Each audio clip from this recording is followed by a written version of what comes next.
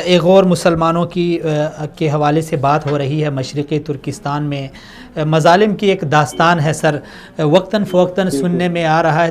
ابھی اس وقت کی کیا صورتحال ہے؟ بہت عرصہ ہو گیا آپ سے بات کی ہوئی، تازہ ترین کیا صورتحال ہے؟ حالات کچھ بہتری کی طرف جا رہے ہیں یا پھر مزید بگڑتے جا رہے ہیں؟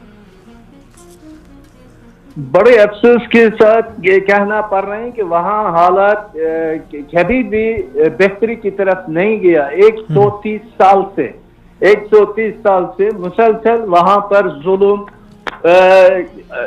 وہ حکومتی دہشت گردی بڑھ رہے ہیں، روز بروز بڑھ رہے ہیں چین کے۔ یعنی ابھی تو وہاں کی سچویشن یہ ہے کہ وہاں ایک ثقافتی قتل عام ہے۔ یعنی مشرقی ترکستان کو بغیر چھت کے ایک جھیل بنایا ہوا ہے جہاں ہر پرندے کے، ہر انسان کے سارے حرکتیں کنٹرول کیا جاتا ہے، دیکھا جاتا ہے۔ تو یعنی ہر جگہ کمرے، ٹوائلٹ سے لے کر ہر جگہ کمرے لگا ہوا ہے۔ یعنی صورتحال یہ ہے کہ وہاں پر گورنمنٹ کے خلاف ایسی ایک ماحول میں چینی گورنمنٹ کے خلاف کوئی بھی تحریک، کوئی بھی حرکت کا ہونا ممکن ہی نہیں ہے۔ یہ حالات چین نے تقریباً 10 سال سے پیدا کیا ہوا ہے کہ وہاں 3-4 آدمی بھی اکٹھا بیٹھ کے جو بھی بات کریں، فوراً پولیس آ کے ان سے گفتگو کی مضمون پوچھا کرتے ہیں۔ راستے میں ٹیلی فون کنٹرول کیا جاتا ہے کہ کیا اس میں کیا میسج ہے، کس سے ملاقات ہوگا، کس سے نہیں، کسی سے بھی روک کر یہ انچارج 10 سال سے جاری ہے۔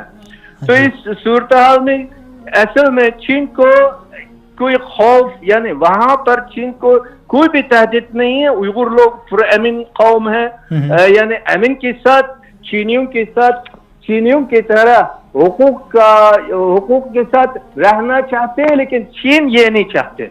چین اپنے ون بیلٹ ون روڈ کی حفاظت اور اس کے امن استقرار کے لیے یعنی پورا 25 ملین اوئغور مسلمانوں کو یعنی ثقافتی قتل عام، قومی قتل عام میں رکھا ہوا ہے۔ اچھا، تو کیا کامل صاحب، تو کیا ون بیلٹ اور ون روڈ کے امن اور استقلال کی خاطر کیا مسلمانوں کی نسل کشی ہو رہی ہے؟ کیا سوال یہ ہے کہ کیا مسلمان اس میں رکاوٹ بن رہے ہیں یا وہاں پہ کوئی تخریب کاری میں ملوث ہیں؟ کیوں پھر مسلمانوں کو نشانہ بنایا جا رہا ہے؟ اصل میں یہاں چین کے اپنے خوف کا بڑا رول ہے۔ یعنی مسلمانوں کا کوئی اس میں دخل نہیں ہے۔ مسلمانوں نے وہاں کوئی ایسی تحریک چلایا نہیں ہے۔ صرف وہاں پہ یعنی چور ہر وقت ڈرپوک ہوتا ہے، ڈرتے رہتے ہیں کہ میں نے یہ چھڑایا ہے، بعد میں مجھ سے اس کی شاید مطالبہ نہ کرے۔ یہ ان کا چین کا گورنمنٹ کا اپنا سائیکولوجک مسئلہ ہے۔ وہ سمجھتے ہیں کہ یہ جگہ مقبوضہ جگہ ہے، یہاں میں نے قبضہ کیا ہوا ہے، ایک دن آئے گا یہ اوئغور لوگ اٹھیں گے اور میرا خلاف یہاں آزادی کا تحریک چلائے گا۔ یہی خوف کی وجہ سے اور اپنے اندر کے بہت سارے مسئلے ہیں، چین کے اندر بھی بہت سارے مسئلے ہیں جن پہ چین نمٹ نہیں پا رہے۔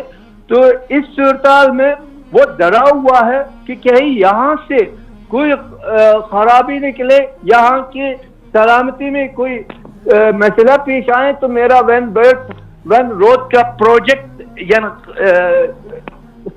یا برباد ہو جائے۔ یہی خوف نے اس کو ظلم پر یعنی ظلم کی طرف مائل کیا۔ پھر بھی یعنی ظالموں کا خاص طور پر جتنا اسلامی دنیا آپ دیکھیں، جہاں بھی مقبوضہ جگہ ہے وہاں قابض حکمران نے کبھی بھی مسلمانوں کے ساتھ یا مقبوضہ ملتوں کے ساتھ کبھی بھی عدالت سے پیش نہیں آیا۔ پورا تاریخ شاہد ہے کہ جہاں جو جگہ مقبوض ہے وہاں کے عوام کو ختم کرنے کی کوشش کیا گیا۔ ہمیں بھی یہی ظلم کا ہم شکار ہیں کہ ہمیں ختم کیا جائے، اوئغوروں کو چائنیز بنا دیا جائے۔ ابھی آپ کو پتہ ہے کہ وہاں پر ہر شہر، ہر گاؤں، ہر جگہ یعنی کیمپ کھلا ہوا ہے، ری ایجوکیشن کیمپ کہا جاتا ہے۔ کیا کہیں گے، یہ इंटर कॉन्सोनेंट कैंप कहा जाता है। 2 किस्म का कैंप है वहां पर जी। एक किस्म का ये है कि यहाँ चीनियों ने अभी 5 साल से यानी कौमी नंबर शुरू किया हुआ है, यानी आपको नंबर दिया जाता है कि शहरियती नंबर ये शनाख्ती कार्ड का नंबर नहीं है, वो नंबर देते हैं कि ये आदमी किस तरह चीन से वफादार है, किस तरह वफादार नहीं है। इसके एक मुआयन तायन किया हुआ है, ये पूरा चीन में जारी है। हर एक शहरी का एक मुआयना ये यानी और नंबर होता है, उस नंबर के मुताबिक यानी चीन कम्युनिस्ट पार्टी के जनरल सेक्रेटरीट की तरफ से ये उसकी तारीख, उनके वालिदैन, उनकी दादा परदादा, ये सारा कुछ चेन बेन किया जाता है। उसके बाद उस आदमी के फैमिली पर नंबर दिया जाता है कि ये खौफनाक फैमिली है या ये तरबियत की जरूरत महसूस करने वाला फैमिली है। इस तरह उन लोगों ने पूरे शहरियों को खास तौर पर ये जो है इस वक्त एक लेबोरेटरी के तौर पे लेबर के तौर पे अब मशरक़ी तुर्किस्तान एक लेबोरेटरी बन गया है।